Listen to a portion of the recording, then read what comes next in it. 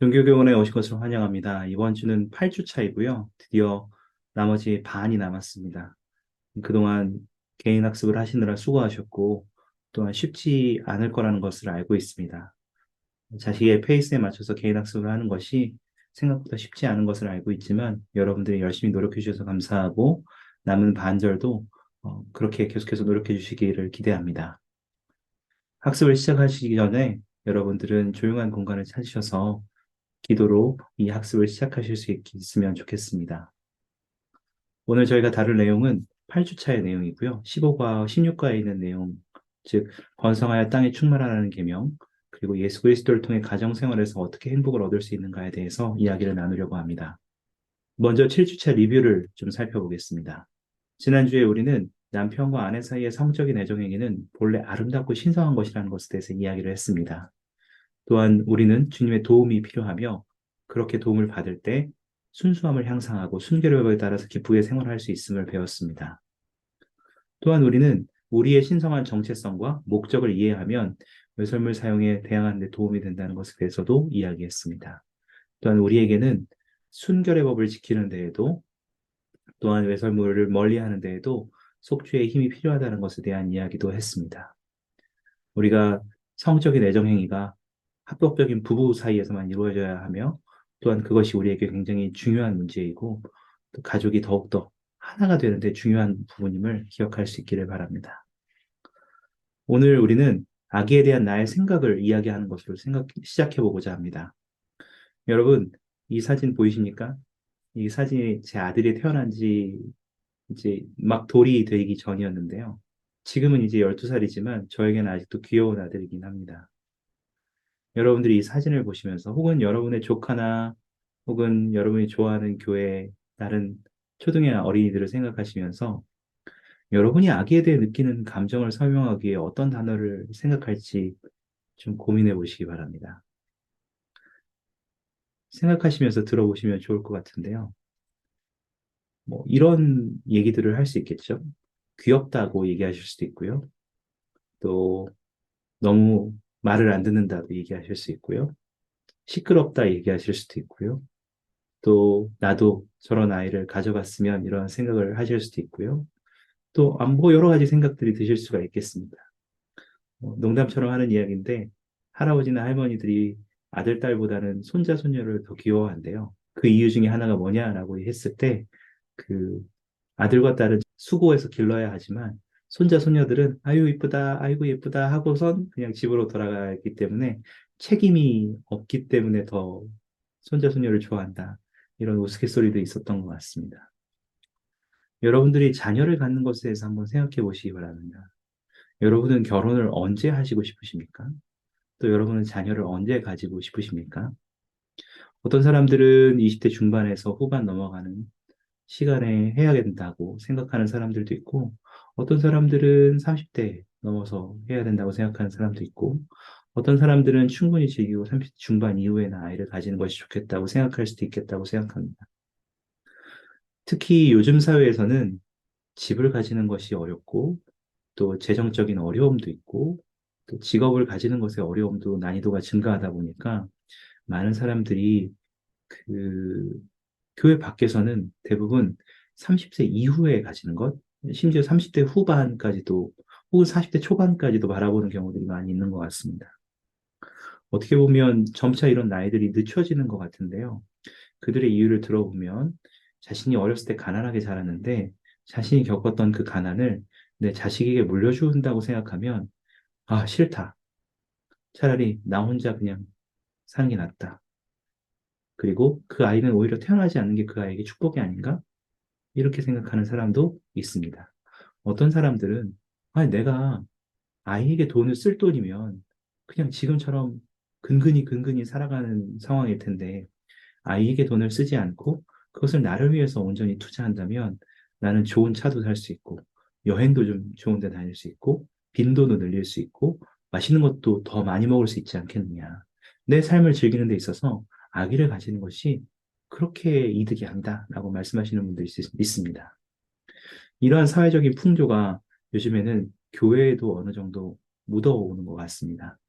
최근에 청년들은 이것이 일반적인 이야기는 아닐 수 있지만 몇몇 청년들은 자신의 결혼 시기를 늦추거나 또 아기를 가지는 것에 대해서 좀 부담을 느끼는 사람들, 그 시기를 늦춰야겠다고 생각하는 사람들, 또 어떤 사람들은 자신이 아이의 수를 그렇게 많이 가지고 싶지 않다고 생각하는 사람들도 있다고 생각합니다.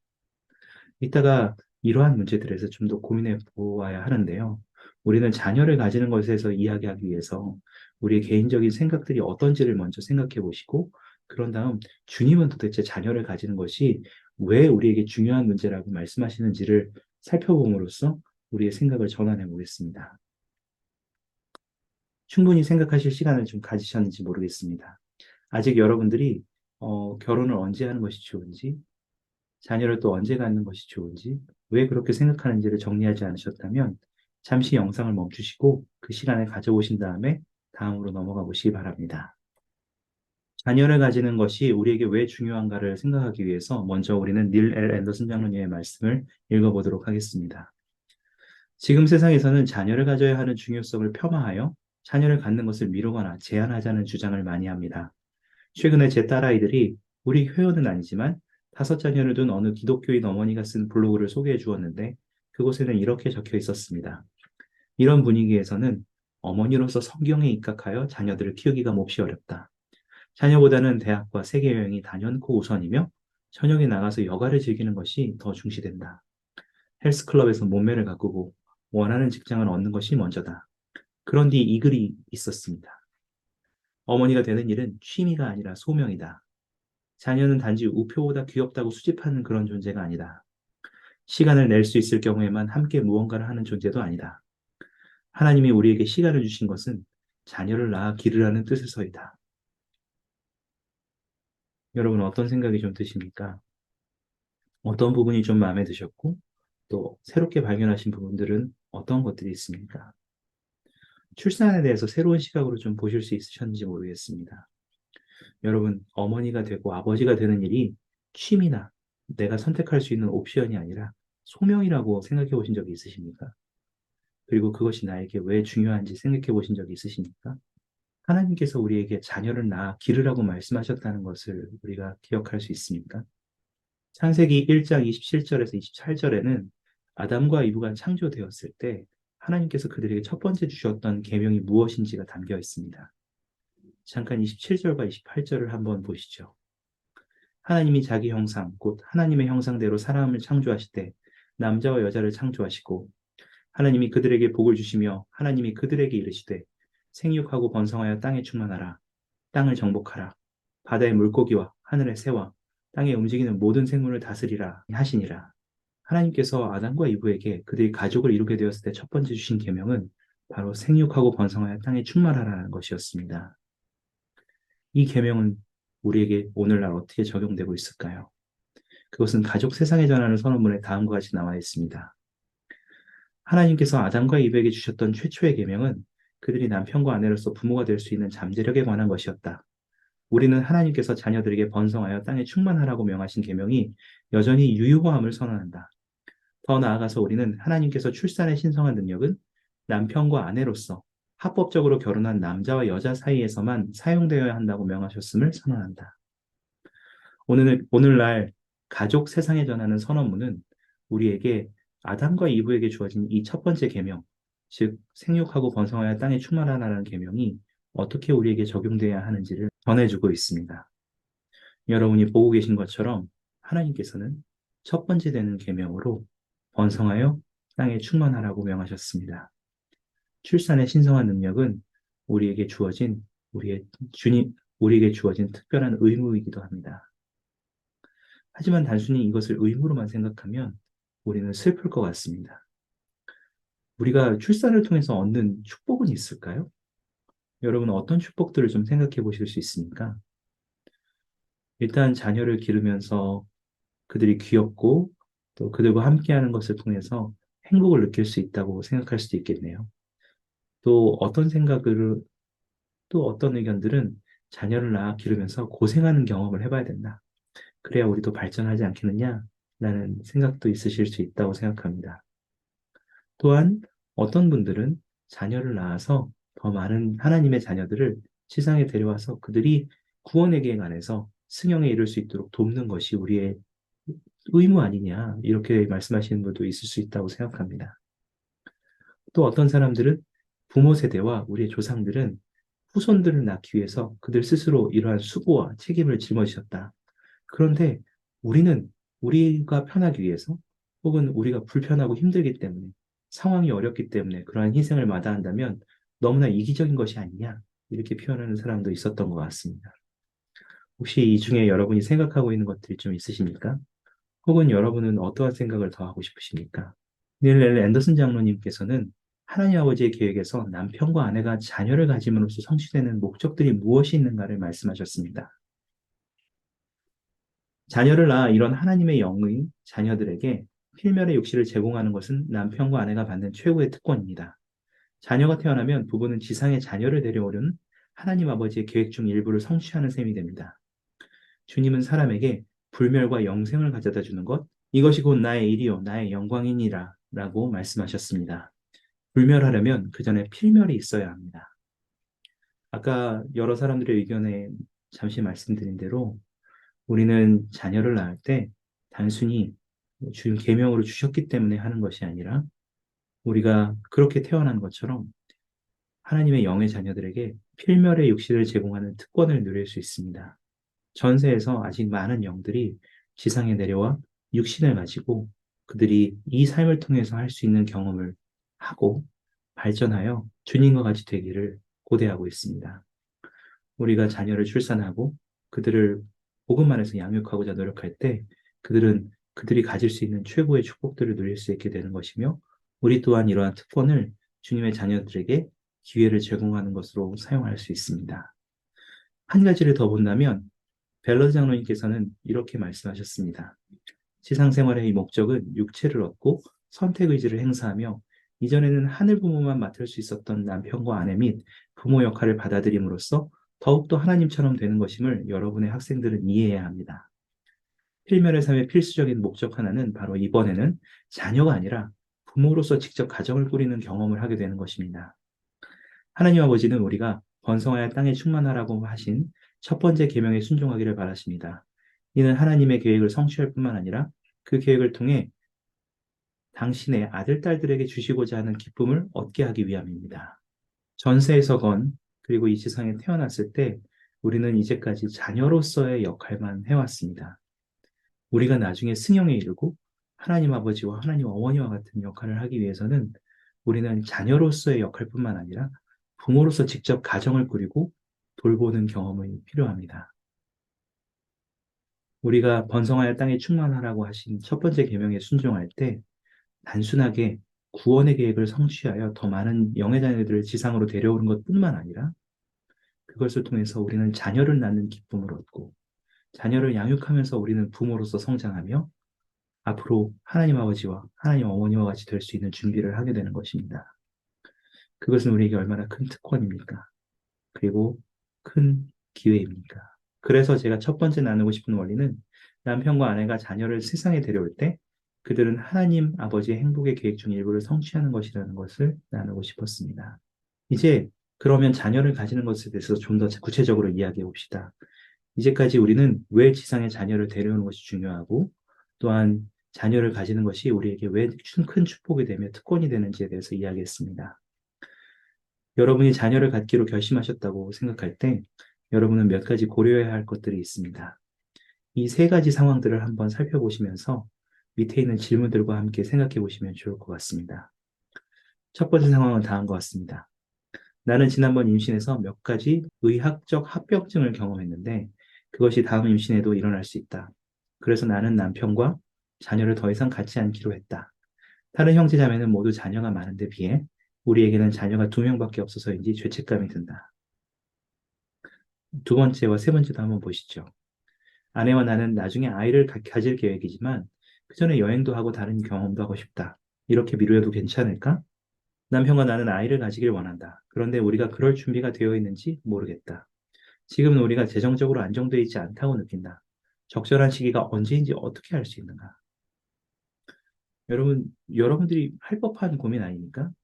교회에서 살다 보면 자녀를 지금은 이제 그런 얘기들을 하지 않을 거라고 생각합니다만 아주 옛날에는 어, 어르신들이 더 많은 자녀들을 지상으로 데려올 수 있도록 노력해야지. 힘든 데까지 낳아야지. 할 수 있을 만큼 낳아야지. 하나만 낳고 두 명만 낳아서 그게 되겠어?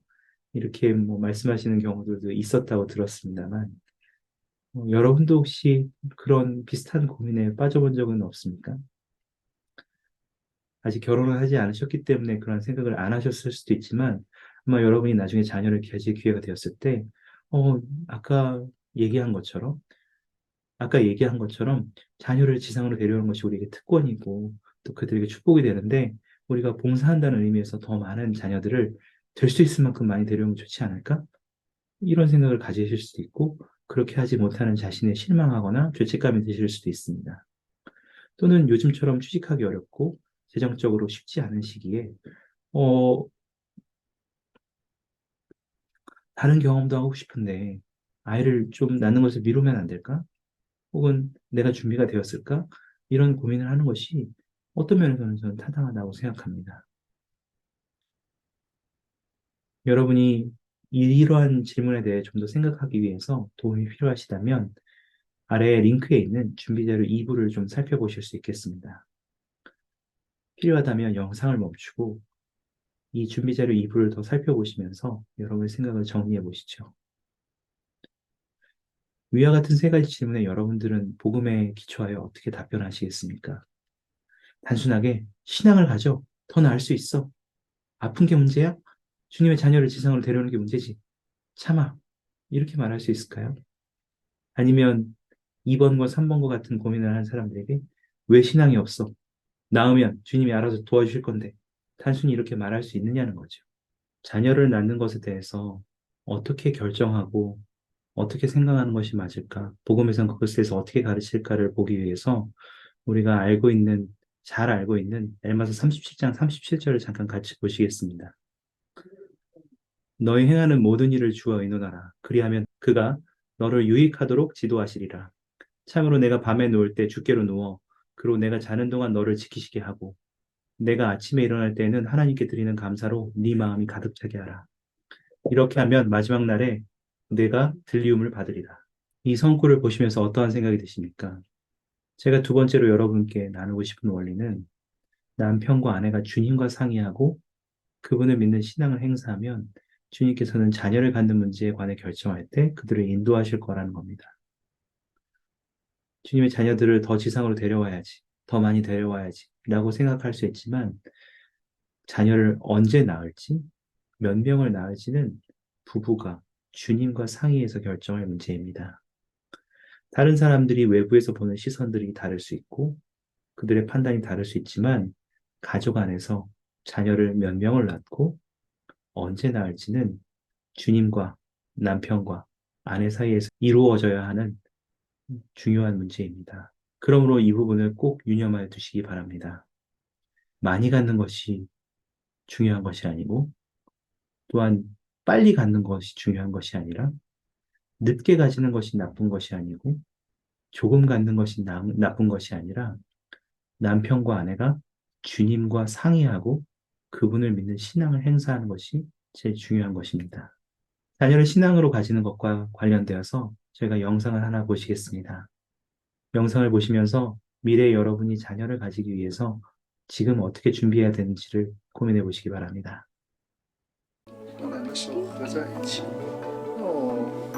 跟我们说什么？ It is a crowning privilege of a husband and wife who are able to bear children, to provide mortal bodies for these spirit children of God.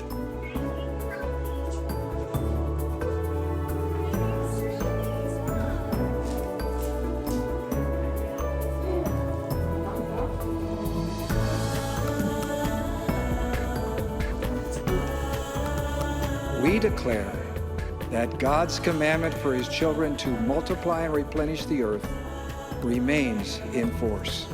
We go forward in faith, realizing the decision of how many children to have and when to have them is between a husband and wife and the Lord.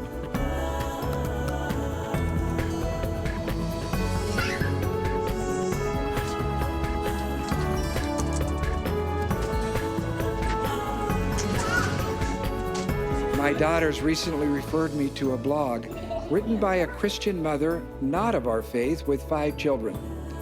She commented, "Growing up in this culture, children rank way below college, below world travel for sure, below the ability to go out at night at your leisure."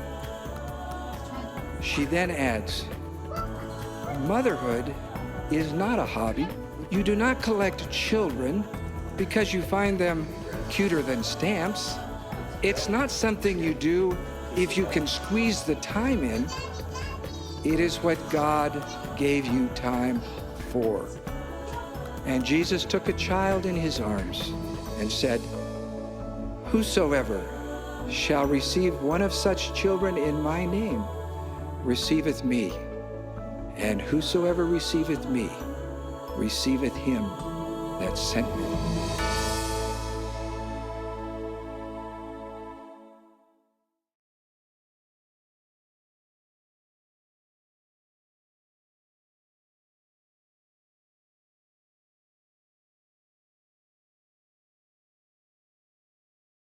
한번 다음 질문들을 생각해 보시면 좋겠습니다.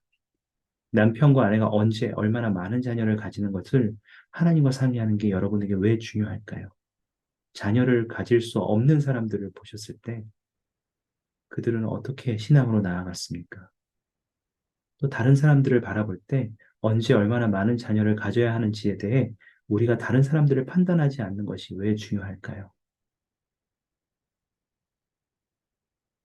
다른 면에서는 이러한 질문들도 생각해 보실 수 있습니다.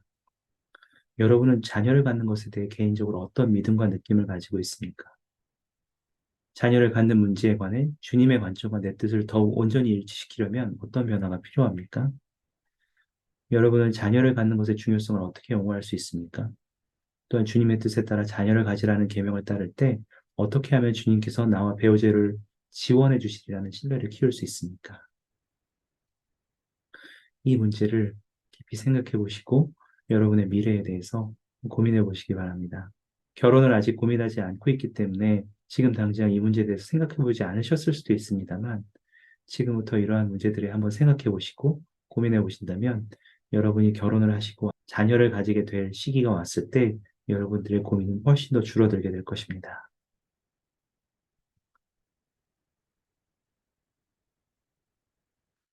자녀를 낳는 것도 중요하지만 자녀를 올바른 환경 안에서 양육하는 것도 중요하고 부부로서 또 가족으로서 올바른 환경에서 생활하고 유지하는 것도 중요합니다.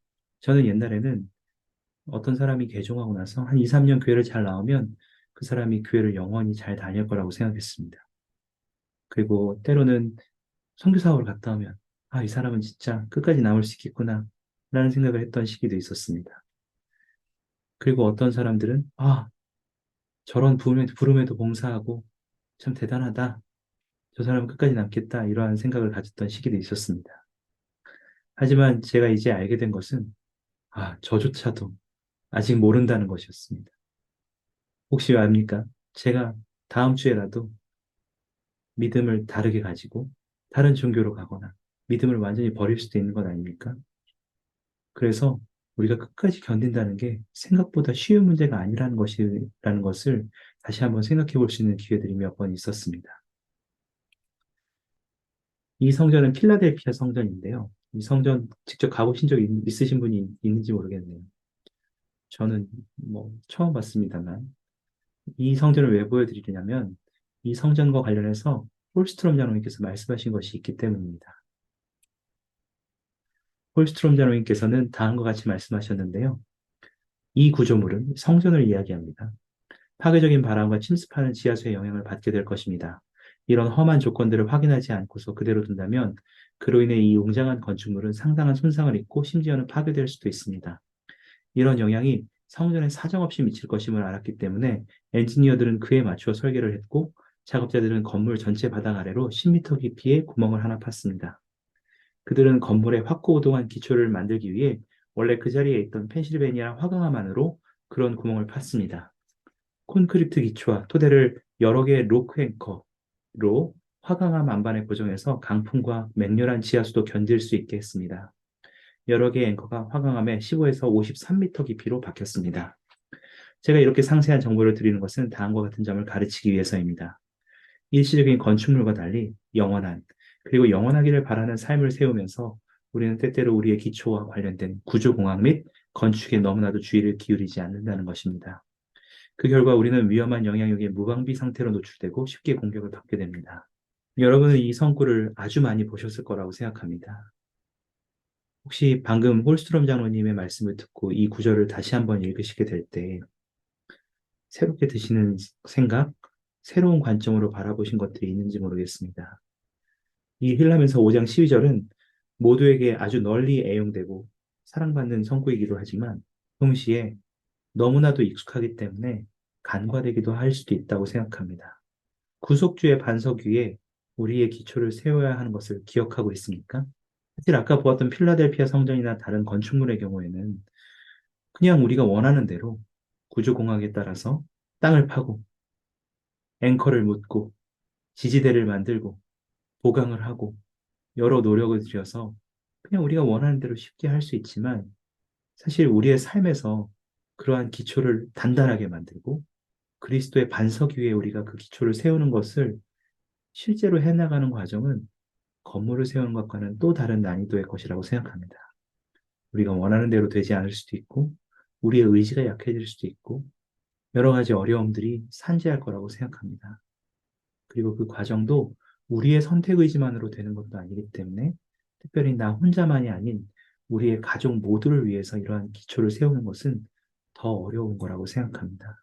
우리는 그리스도 위에 영적인 기초를 세우기 위해 무엇을 해야만 할까요? 우리는 당연히 알고 있습니다.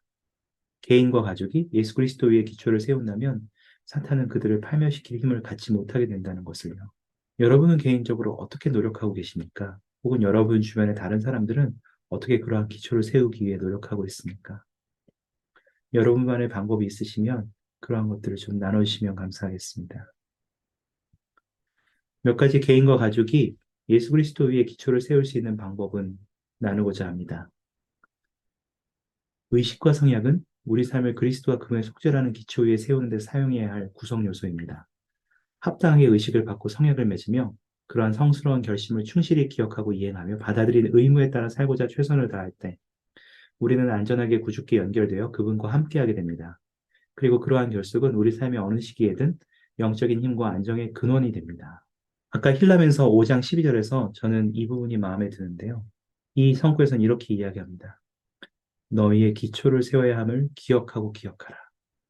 단순히 한 번 기억하는 것이 다가 아니라 여러 번에 걸쳐서 계속해서 상기하고 기억해야 합니다.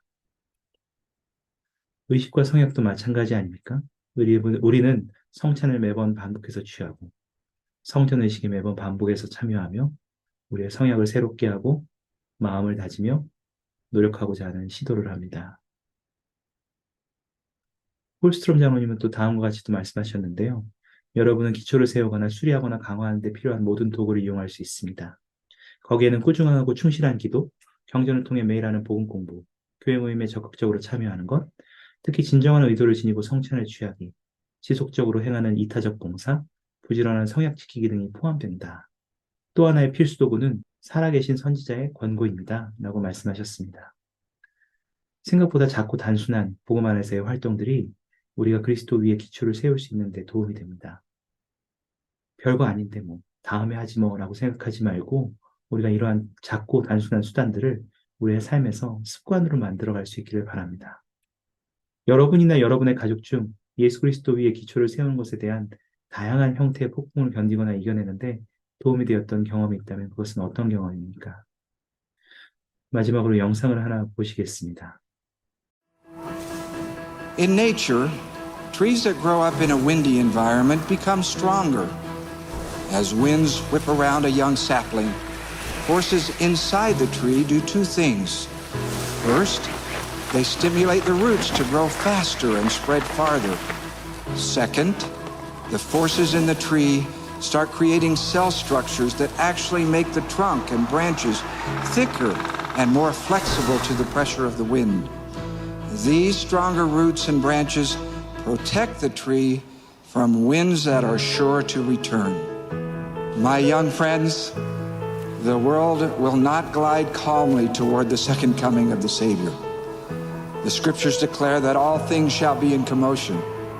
More concerning than the prophesied earthquakes and wars are the spiritual whirlwinds that can uproot you from your spiritual foundations and land your spirit in places you never imagined possible, sometimes without your hardly noticing that you have been moved.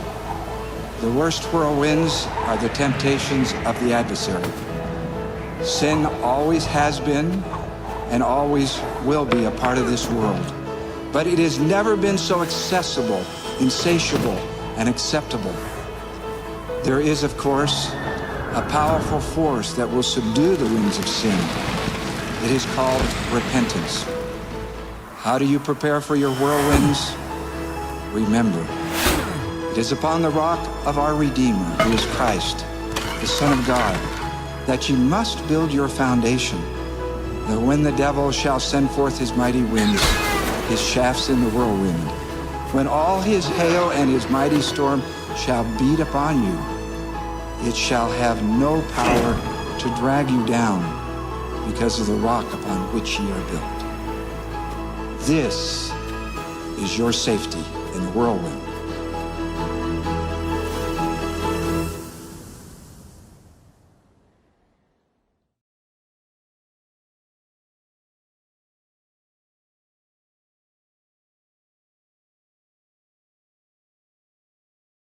영상을 보시면서 어떤 생각이 드셨습니까? 오늘 우리는 남편과 아내가 자녀를 세상에 데려올 때 그들은 하나님 아버지의 행복의 계획 중 일부를 성취하는 거라고 말씀을 드렸습니다. 우리는 그들을 지상에 데려옴으로써 그들에게 발전할 수 있는 기회를 주는 것뿐만 아니라 하나님과 하나님 어머니처럼 발전할 수 있는 우리에게도 축복이 되는 소중한 경험이 됩니다. 남편과 아내가 주님과 상의하고 그분을 믿는 신앙을 행사하여 주님께서 자녀를 갖는 문제에 도움을 주시도록 우리는 그렇게 해야 합니다. 자녀를 갖는 문제는 단순히 남의 말을 듣거나 우리의 의사만을 고집해서는 안 됩니다. 또한 우리가 개인과 가족을 가꾸는 문제에 있어서 예수 그리스도의 기초를 세우는 것이 중요합니다. 우리는 그렇게 한다면 사탄은 우리를 파멸시킬 힘을 갖지 못하게 될 것입니다. 학습 이후에 여러분들은 두 가지에 대해서 고민해 보시고 답을 써주시면 좋겠습니다. 오늘 학습한 내용을 기초로 해서 나는 자녀를 갖는 것의 중요성을 어떻게 오늘할 수 있는 것인가? 또한 여러분이 그리스도 위의 기초를 세우기 위해 할 수 있는 일에는 무엇이 있는가? 이 두 가지를 생각하시는 것이 여러분의 지금 단계의 삶을 살아가시면서 좀 더 하나님 아버지와 같이 되는데 도움이 되기를 바랍니다. 하나님께서 살아계십니다. 그리고 이 구원의 계획 안에서 우리가 자녀를 지상에 데려오는 역할을 통해 우리가 더욱더 발전할 수 있기를 바랍니다. 하나님께서는 그분의 아들 예수 그리스도를 통해 우리를 위해 모든 것들을 준비하셨고 모든 것들을 도와주실 것임을 간증드립니다. 또한 우리가 기꺼이 그분 위에 그 기초를 세우고자 할 때 그분의 도움을 항상 받을 수 있다는 것 또한 간증으로 전해드립니다. 모든 것을 예수 그리스도의 이름으로 전해드립니다. 아멘.